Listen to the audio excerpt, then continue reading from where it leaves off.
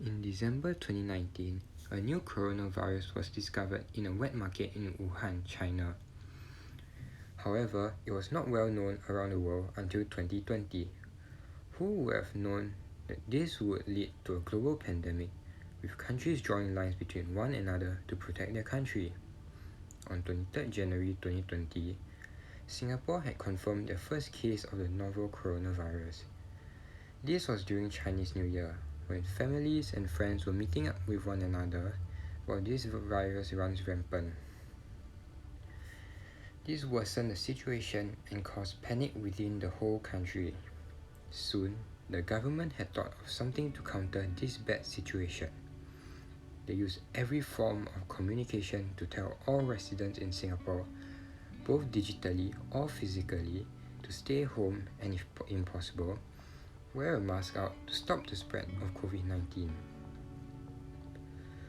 However, the citizens refused to listen and continued with how things were originally. Due to this, the situation was everything but better. Hence, the government had to come up with a new way to stop the spread: circuit breaker.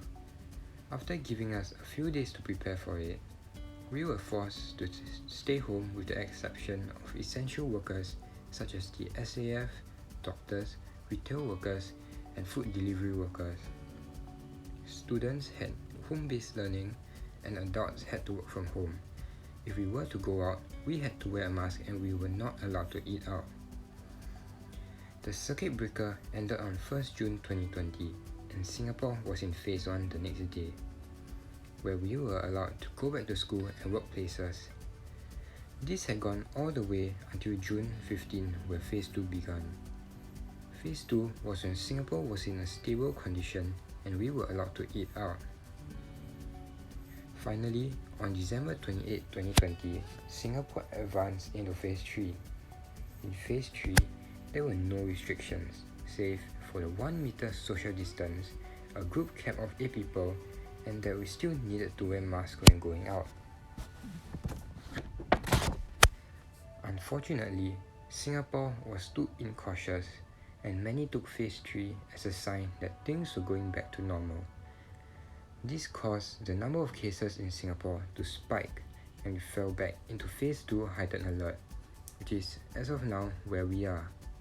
We are once again not able to eat out and go out with our friends. As of 20th June 2021, the number of confirmed cases in Singapore is 62,403 with 34 deaths. Even though this may not seem like a lot globally, it has impacted us in many ways. I would like to take this chance to thank all frontline workers for doing their best to prevent the spread of COVID-19.